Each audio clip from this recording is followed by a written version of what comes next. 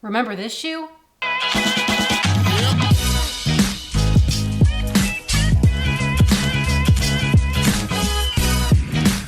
Good morning, YouTube. What's up, guys? I hope you're safe and healthy and happy and doing okay. Today I have another full review for you guys, and honestly, this one was kind of a head scratcher. And if you saw the beginning of this video and the thumbnail, you know that it is the Nike Tempo Next Percent. I'll be honest with you, I have less than 50 miles in this shoe. I think I'm about 10 short, but I'm gonna cap it here, and we're gonna talk about why that is right now. If you don't already know, this is supposed to be like the Tempo Day / daily trainer companion to Nike's super shoe, the Alpha Fly.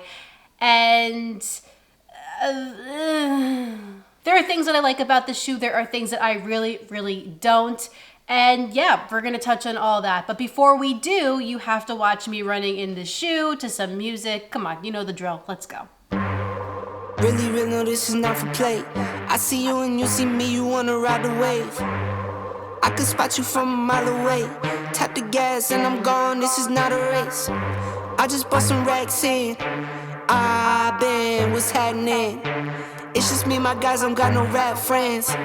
You ain't see the front but talking back ends. I see the money, whoa, pick and roll, give and go. I see the money, whoa, pick and roll, give and go. I see the money, whoa, pick and roll, give and go. I see the money, whoa, pick and roll, give and go. Oh my God, 3 cars, 5 jobs, slam door, off the law. Shorty said she got the wap, I just want the wop. Posted money on the snap, that'll get you robbed.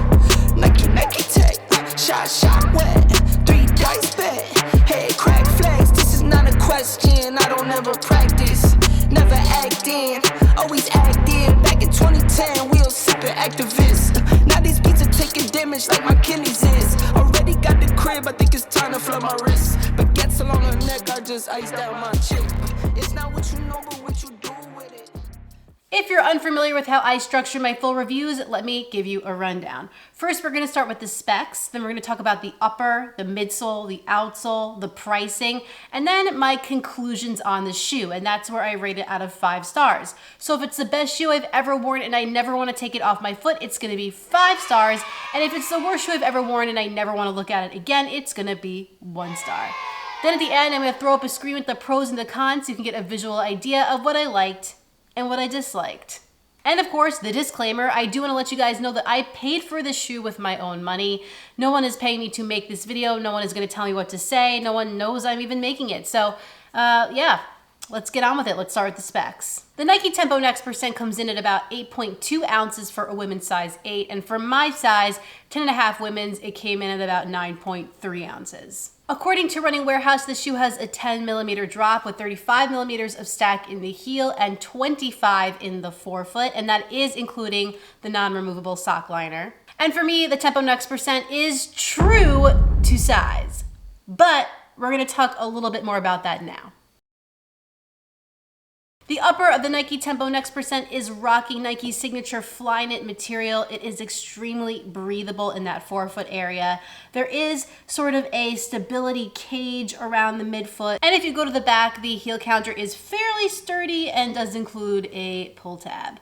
So like, I don't know. I don't really love Flyknit, like I've said in many of my videos, and that is the same case here. And the reason why I don't really like Flyknit is because it feels different in every single shoe that I try. Like no 2 Flyknit shoes feel the same to me. Here in the Tempo Next Percent, it is really coarse. I mean, it feels like reptile skin up here. And the fit of the shoe just felt odd. I do think it's true to size. I have plenty of room in the forefoot widthwise and lengthwise. But what I noticed about it is that there's like this toe guard on the top of the shoe, and my toes would start to get like a little bit sore. And I have plenty of room here, but if I wore a slightly thicker sock, my toes would kind of be not too happy.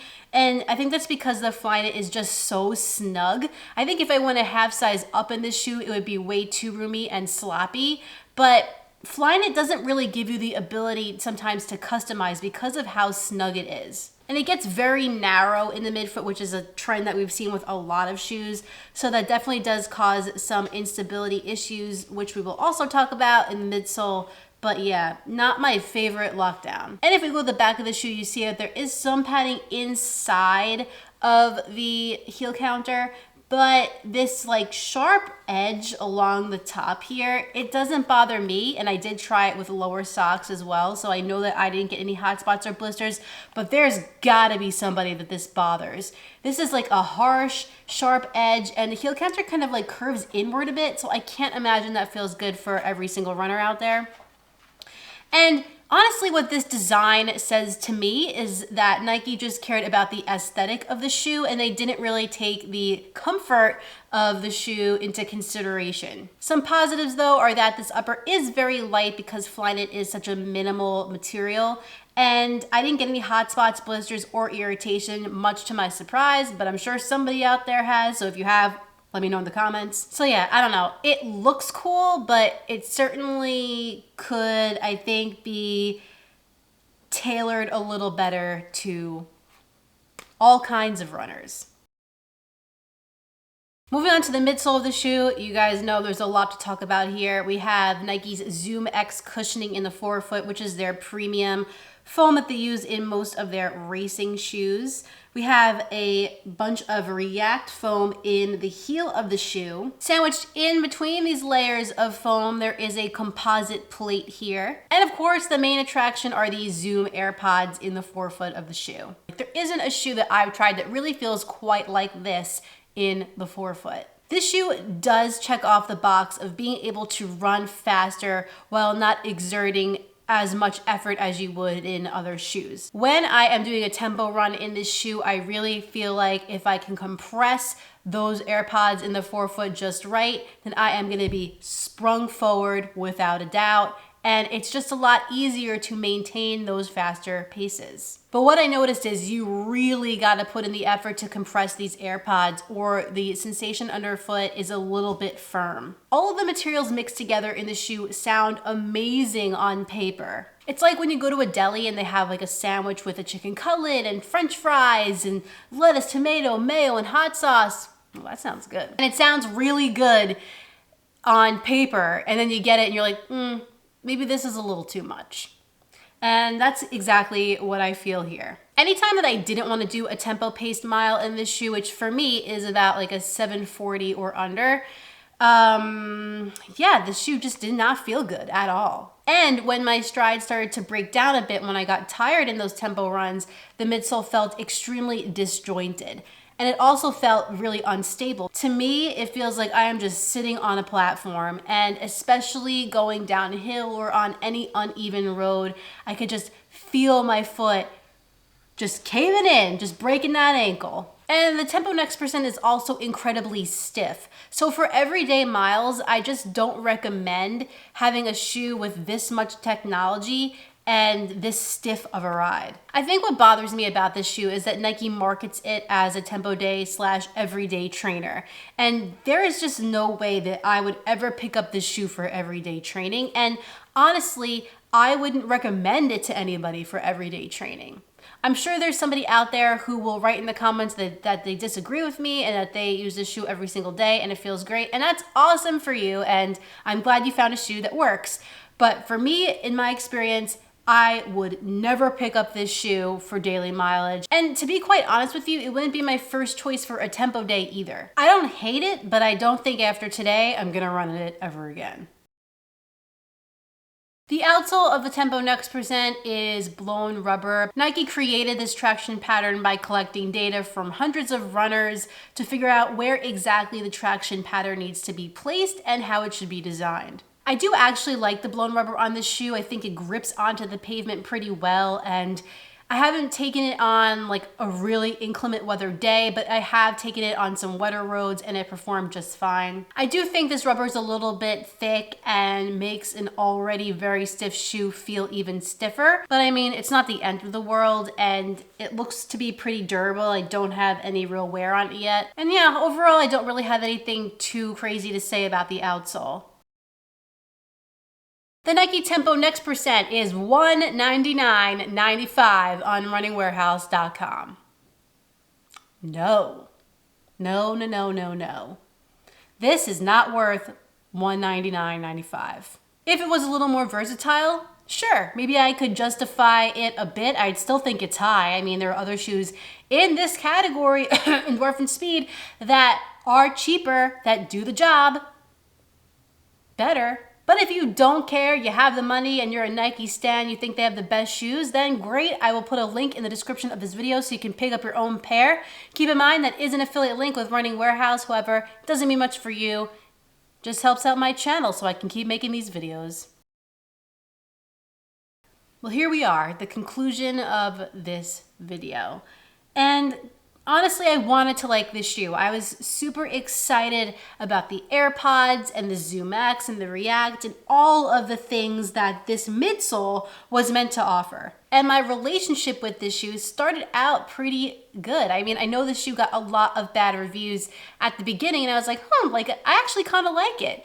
And I do kind of like it still for tempo days, but where I get lost with it is just how bad it feels at anything below tempo.